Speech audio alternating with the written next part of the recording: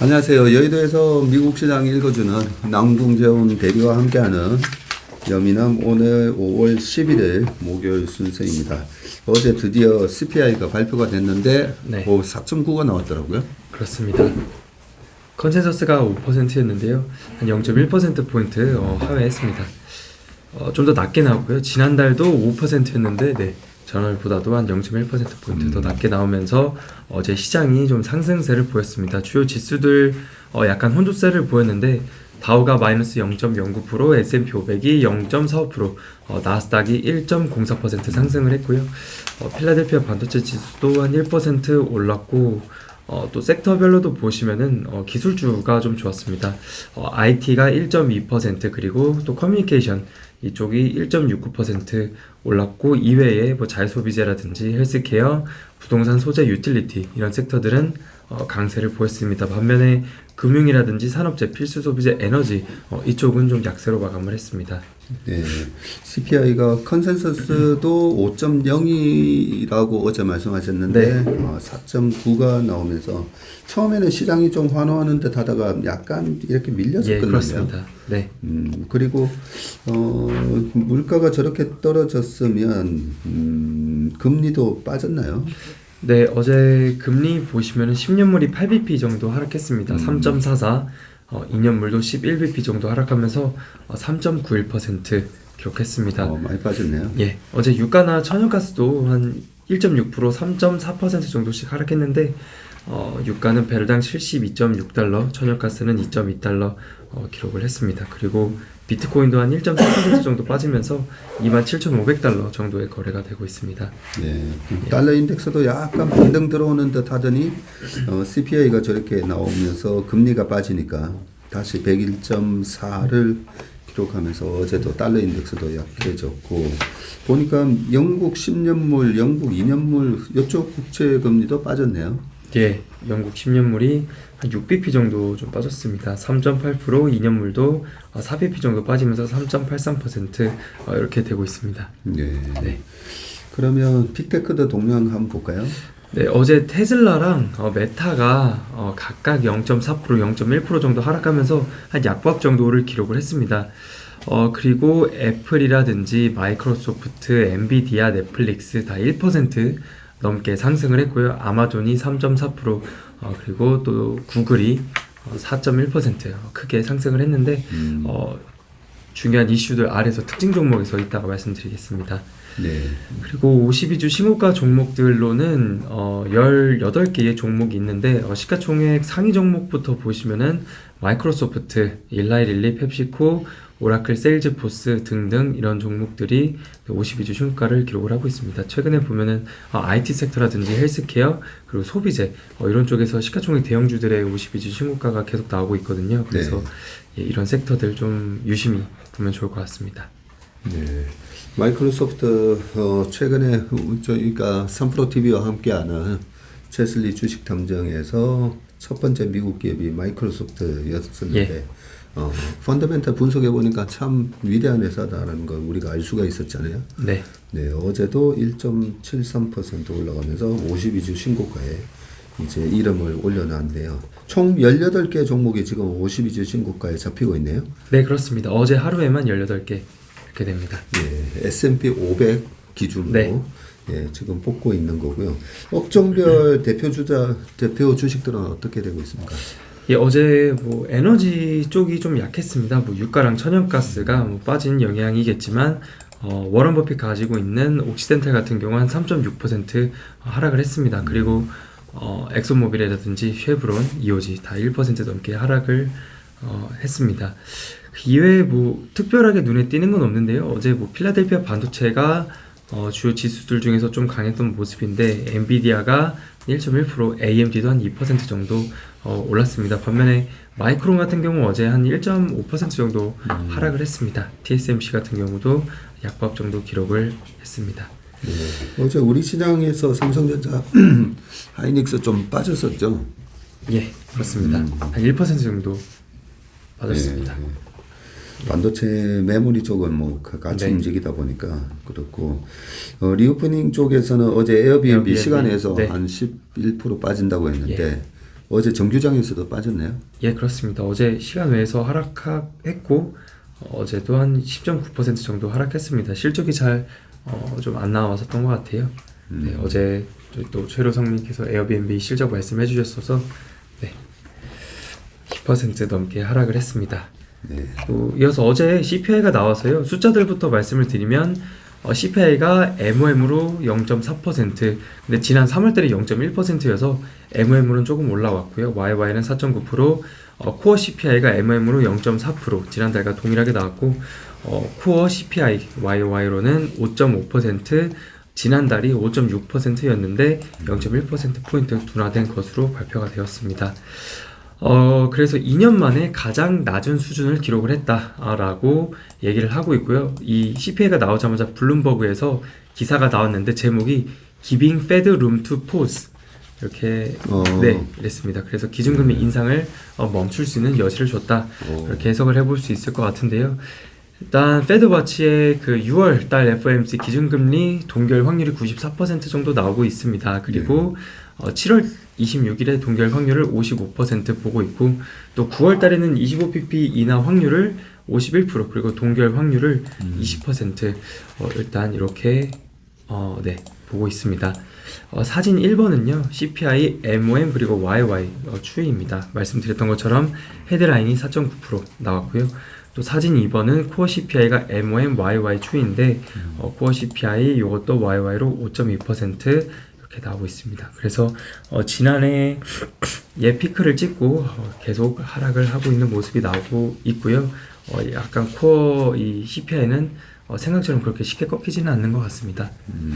그래도 기술적으로는 쌍봉치고 떨어지는 모습인 것 같아서 추세는 확실하게 좀 꺾인 것 같고 네.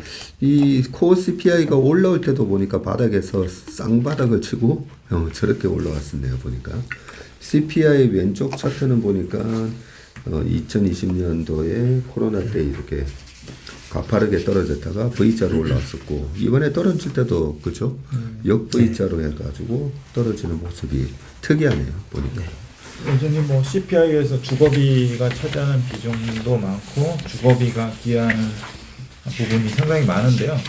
어제 제가 좀 인상 깊게 본 거는 드디어 이제 쉘터가 피크아웃하는 모습을 보이기 시작했어요. 그래요? 예, YOY로 보면은 지난달 그러니까 3월에 8.2%를 보였다가 네.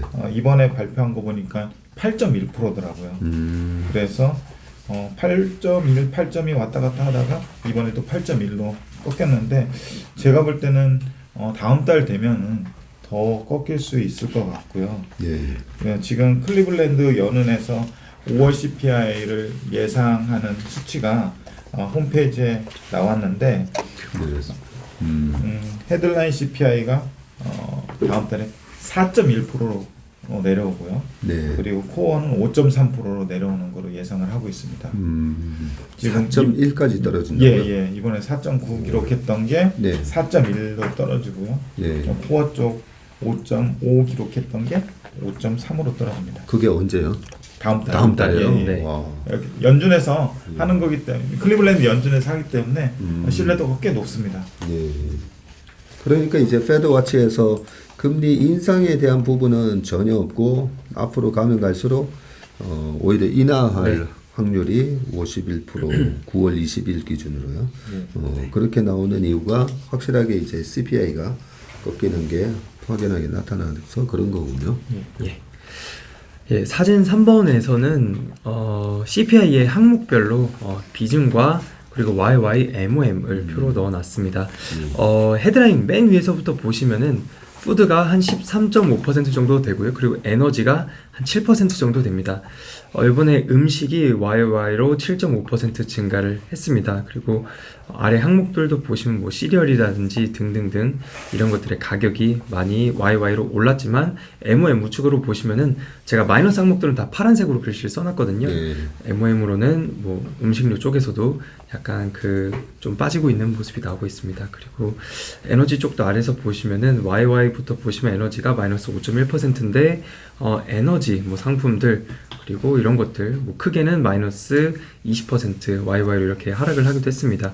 반면에 에너지 서비스, 전기료 이런 것들은 여전히 YY로도 좀 오르고 있는 것 같습니다. 한 5.9% 정도 되고 있습니다.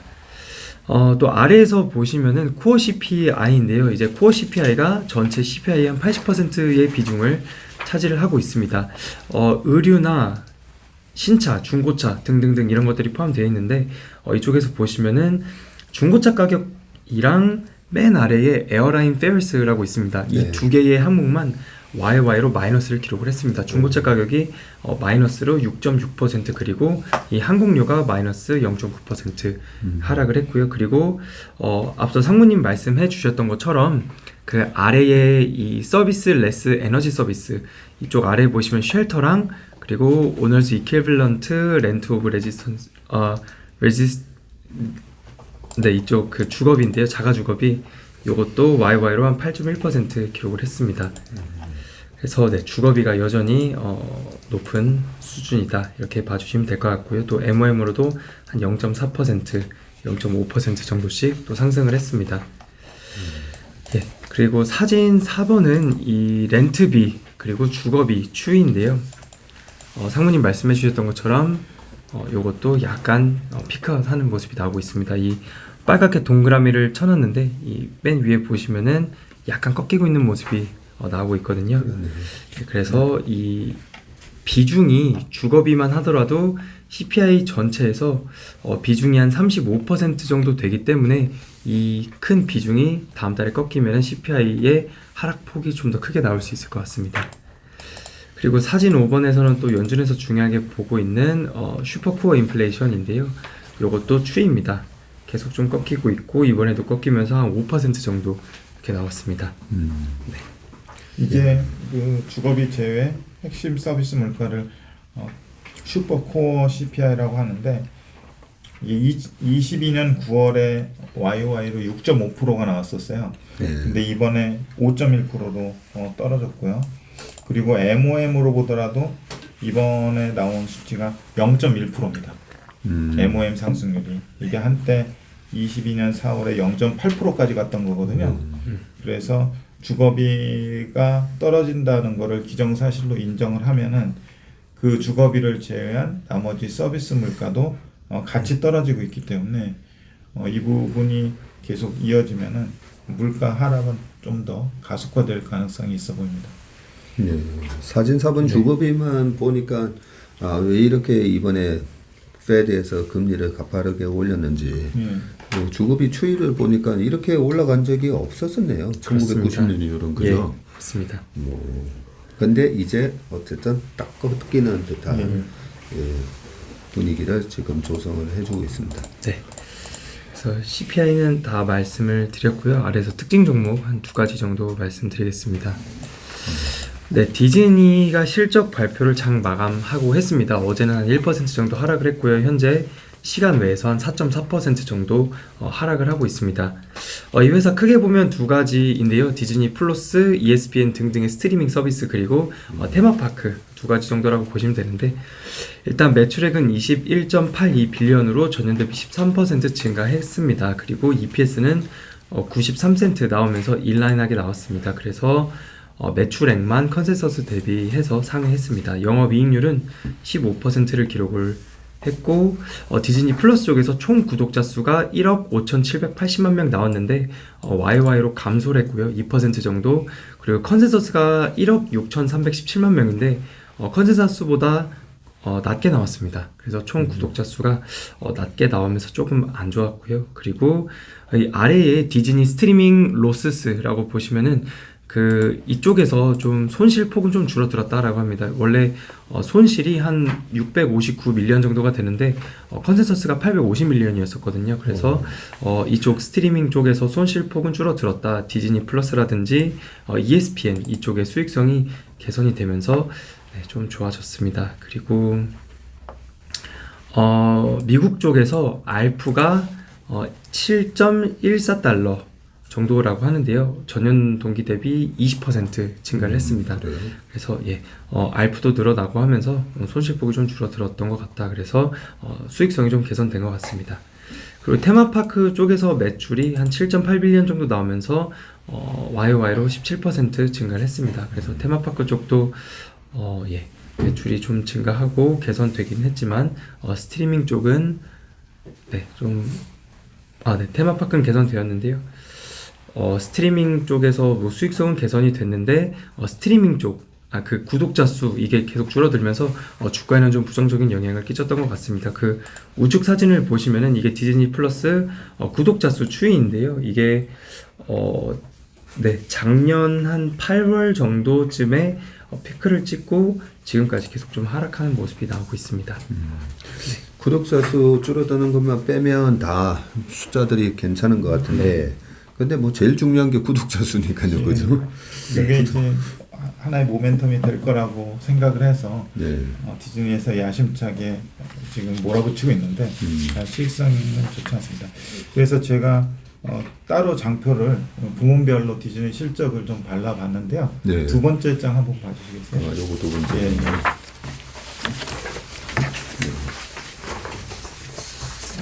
세 번째 장, 그겁니다. 보시면요. 아까 남궁재훈이 대리가 얘기한 것처럼 두 개 부분입니다. 세그먼트 레버뉴 쪽에 보면은 디즈니 미디어 앤 엔터테인먼트 디스트리뷰션 하고 그 밑에 이제 디즈니 파크로 디즈니 테마파크로 알려져 있는 Parks and Experiences and Products 이렇게 되어 있고요. 각각 이번에 나온 실적이 14빌리언하고 7.8빌리언에서 21.8빌리언이 나왔고요. 그 수치는 작년 대비해서 한 8% 정도 늘어난 수치입니다. 그리고 그 밑에 부문별로 오퍼레이팅 인컴이 나오는데 미디어 쪽에서는 1.1빌리언이 나왔고 그리고 테마파크 쪽에서는 2.1빌리언이 나와서 미디어 쪽에서는 YOY로 보면은 이익 쪽에서 42%가 감소했습니다. 그리고 테마파크 쪽에서는 23%가 증가했고요. 말씀하신 테마파크는 여전히 좋고요. 이따 보시겠지만 인터내셔널 쪽에서 상당히 좋습니다. 그럼 그 옆에 문제가 되고 있는 그 미디어 쪽만 또 발라서 보면요. 이 다이렉트 컨슈머 쪽이 디즈니 플러스로 그 대표되는 사업부인데요. 이 부분이 지금 노란색 음영 친 거 보면은 5.5빌리언의 매출이 나왔습니다. 그래서 이게 작년에 4.9빌리언이었는데 12%가 늘어난 수치인데 이 12%가 늘어난 거는 구독자 수가 감소했음에도 불구하고 그 인당 가입 구독료 인당 알프 이 부분이 좀 늘어가지고 매출이 는 거고요. 근데 문제는 수익성이 지금 안 나오고 있는데 지난 작년 동기로 보면은 887밀리언 정도가 적자를 기록했다가 이번에 적자 폭은 조금 줄어들었습니다. 659밀리언이 나왔는데 그래도 이제 적자기 때문에 다른 미디어 쪽은 그나마 좀 잘 되고 있는데 이쪽이 좀 까먹고 있는 상황에서 사람들은 구독자 수도 줄고 여기 그 손실폭은 좀 감소되었지만 이게 뭐 추세적으로 감소해서 그 흑자 전환을 하는 데까지 약간 좀 의구심을 가지고 있는 것 같고 지켜보자는 경계감을 가지고 있는 것 같습니다. 반면에 그 테마파크 쪽 보시면은 이번에 7.77빌리언이 나왔는데 작년보다도 17%가 더 는 수치고요. 특히 이제 인터내셔널 쪽에서 작년에 574밀리언이 나왔는데 이번에 1.2빌리언 정도가 나왔어요. 그래서 더블로 늘었습니다. 그래서 이제 이 부분이 매출하고 이익에 크게 기여를 했고 밑에 또 인터내셔널 쪽 보면은 작년에 268밀리언 영업적자를 기록했다가 이번에 흑자 전환을 하면서 156밀리언을 기록을 했습니다. 흑자를 기록을 했고요. 이 요인으로는 이 테마파크가 어느 쪽에서 어느 정도의 매출이나 이익 기여를 하는지는 자세히 발라주진 않았는데요. 지금 디즈니의 테마파크 현황을 보면은 전 세계 6개 지역에 12개의 테마파크를 운영을 하고 있거든요. 네. 미국에는 캘리포니아하고 플로리다, 그리고 인터내셔널 쪽에서는 도쿄하고 파리, 홍콩, 상해 이쪽이거든요. 그래서 위에 보시면은 도메스틱 쪽에서는 매출이 14% 정도 YY로 늘었고 이익이 10% 정도 늘었는데 이쪽에서는 꾸준히 지금 늘고 있는 것 같고요. 특히 인터내셔널 쪽은 도쿄하고 파리, 홍콩, 상해 쪽일 것 같은데 최근에 그 중국 리오프닝에 따라서 아마도 상해 쪽에서 많이 늘고 있지 않을까라고 생각을 합니다. 예. 요렇게 그 스트리밍 부분하고 테마파크 부분하고 이렇게 발라서 보니까 예. 디즈니에 대해서 확실히 어떻게 투자를 해야 되는지에 대해서 조금 약간 요쪽 스트리밍의 3분의 2 그리고 테마파크가 3분의 1 딱 예. 보면 되는데 그죠? 예. 테마파크 쪽은 확실하게 17%나 되는 예. 그런 매출 증가가 있는 거 보니까 예. 여기서 좀 아이디어는 얻을 수 있는 것 같아요, 그죠? 예, 그렇습니다. 예, 방금 마지막으로 말씀하셨던 그 중국의 리오프닝이 예. 정말 되고 있는가? 되고 있다면 지금 홍콩 디즈니, 상해 디즈니 이쪽으로도 사람이 몰릴 건데 예. 숫자로 보니까 확실히 이쪽에 매출이 늘어난다는 거, 예. 좀 알 수가 있고요. 만약에 디즈니가 두 개의 회사로 분할이 되어 있다면, 예, 예. 그죠? 예. 지금은 스트리밍 쪽보다는 예. 테마파크 이쪽을 이제 사고 싶은 마음이 드는데 예. 분할이 안 돼 있다 보니까 이럴 때는 어제 우리나라 뭐 파라다이스 실적 발표했는데 예. 흑자 전환 이런 얘기가 들리던데 이렇게 리오프닝에만 이제 그 비즈니스를 하는 그런 기업을 좀 사도 되겠다. 예, 이런 생각이 조금 들었습니다. 그래서 지금 전반적으로 그 파크는 잘 되고 있는데 그 스트리밍 쪽 디즈니 플러스라고 하는 그 부분에서 계속 투자가 들어가는데 예. 가성비 안 나오는 안 나오고 오히려 가입자 수 줄어버렸으니까 예. 여기서는 약간 이거 지금 사도 되나 뭐 이런 생각도 살짝 들기는 하네요, 진짜. 그뭐 컨센에 부합하는 실적을 발표했다고는 하지만 시간에서 한 4% 빠지는 게 좀 어떻게 보면은 당연한 그러네요. 상황이라고 볼 수 있습니다. 이제 납득이 가네요. 네, 그리고 또 어떤 특징주 구글 예. 있죠, 구글. 구글 어제 4.1% 올랐습니다. 예. 구글 I.O.라고 하는 이 개발자 연설이 있었는데요. AI 바드를 조금 더 구체적으로 공개를 했습니다. 구글 크롬에도 탑재를 할 거고요. 그리고 픽셀 폴딩 폰을 발표를 했습니다. 아래 사진은 어떻게 생겼는지 되는데 이렇게 생겼습니다. 네. 네. 우리 삼성전자 폴더폰하고 거의 똑같네요. 네, 그렇습니다. 한 $1,800 정도가 된다고 합니다. 일단 AI 관련해서부터 먼저 말씀드리면은 바드 전면 공개했고 지난해 11월 달에 이미 GPT 공개할 때 같이 공개를 했었는데요. 일단 180여 개국에서 전면 서비스 그리고 빙처럼 구글 크롬에도 바드를 탑재가 될 예정이라고 합니다. 몇 주 내에 시범 운영할 것이다 이렇게 하고 있고 바드가 조금 더 정확한 답변을 제공하기 위해서 이 PALM2 이 언어 모델을 훈련시켰다라고 합니다. 이거는 Pathway Language Model 2라고 되어 있고요. 100개 이상의 언어를 지원하고 코드 작성까지 가능하고 이런 대형 언어 모델이라고 합니다. 아직 그 일본어라든지 한국어 이런 거는 지원을 안 하고 있는 것 같아요. 일단 영어권 쪽 나라부터 시작을 하는데 향후에 뭐 아시아 쪽도 지원을 한다고 합니다. 그래서 이 바드가 안드로이드 모바일 그리고 이메일 작성에도 다 적용이 될 거라고 하는데 이메일 양식 같은 거 저희 쓸 때 뭐 예약을 한다든지 환불하다든지 이런 거를 쓸 때 약간 좀 어려울 수 있거든요. 그래서 이런 것들도 해달라라고 지원을 해주는데 GPT도 이런 거 다 해주고 있습니다. 그리고 구글 검색을 좀 더 정확한 정보를 제공한다. 구글 맵스라든지 구글 번역, 구글 다큐먼트, 지메일, 채팅 그리고 구글 뭐 파인드 이런 것도 있는데요. 뭐 정보를 찾거나 그리고 제가 구글의 그 제품을 예를 들어 휴대폰을 사용하고 있는데 그 휴대폰에다가 같이 연동을 시켜서 휴대폰 잊어버리면 뭐 Find My 폰 해가지고 네. 그런 것도 다 된다고 합니다. 근데 아이폰도 이미 하고 있기는 해서요. 네, 뭐 그런 것들 다 된다고 합니다. 그래서 이 CU는 한동안 AI를 적용을 해서 제품을 근본적으로 좀 더 유용하게 만들었다. AI 이런 것들로 다음 단계를 가고 있고 좀 더 책임감 있는 접근 방식을 통해서 검색을 포함한 모든 핵심 제품을 다시 구상하고 있다라고 합니다. 그래서 네, 어제 또 개발자 연설이 마무리가 됐습니다. 그리고 앞서 말씀드렸던 이 폴더블 폰도 발표 당일부터 예약 판매가 시작이 되고 이중 배터리 그리고 얇은 카메라 렌즈로 가장 얇은 폴더블 폰이라고 합니다. 그래요. 예, 요 사진들도 보시면 가장 우측에 좀 폴더블이 좀 무겁고 두껍고 약간 이랬던 것 같은데요. 비해서 조금 얇은 것 같습니다. 이 구글이 직접 제조하지는 않겠죠? 그렇죠. 예. 어디가 제조사인가 모르겠네요. 일단 한 3시간 정도 개발자 회의가 그 유튜브로 중계가 됐고요. 한국어도 지원합니다.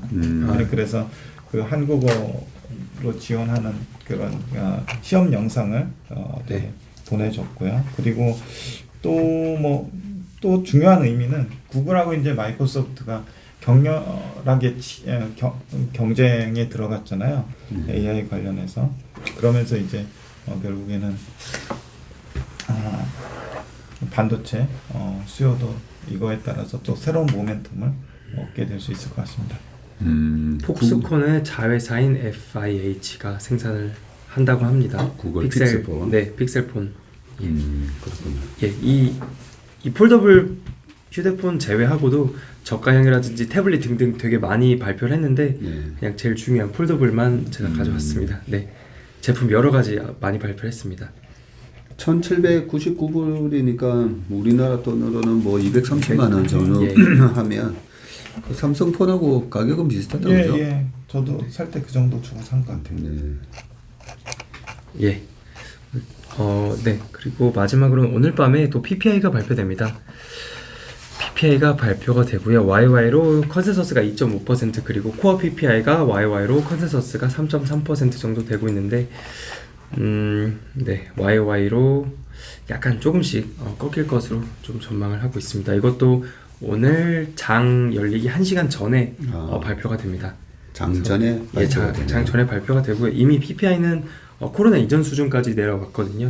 그래요? 예, 코로나 이전 수준 그냥 정상화됐다 이렇게 봐주시면 될 것 같습니다. 그래서 여기서 좀 더 떨어지거나 하면 네, 또 시장 변동성 있지 않을까 싶습니다.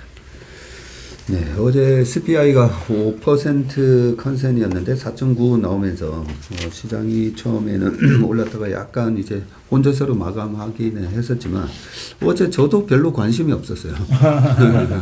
그래서 왜 그래 4.9 나왔는데 시장이 어제 뭐 JP 모간인가 어디서는 예. 만약에 4.9% 나오면 S&P 500이 한 1.2% 정도 올라갈 수 있다. 뭐 이런 예측을 했다고 하기는 하는데 실질적으로 보면 S&P 500이 어제 겨우 0.45% 정도 오르고 끝난 이유가 지금은 이제 물가에 대한 그런 금리 인상에 대한 공포보다는 그죠. 실질적으로 경기가 정말 소프트 랜딩 또는 노 랜딩을 하면서 얼마나 기업의 실적이 좋아지는가 여기에 이제 초점이 맞추다 보니까 저도 그렇고 우리도 그죠.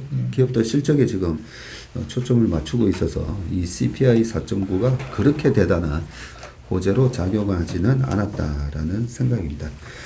우린 남궁 대리가 체크를 해주셨듯이 지금 구글이라든지 디즈니 이 기업들 실적을 하나하나 뜯어보니까 그죠? 예.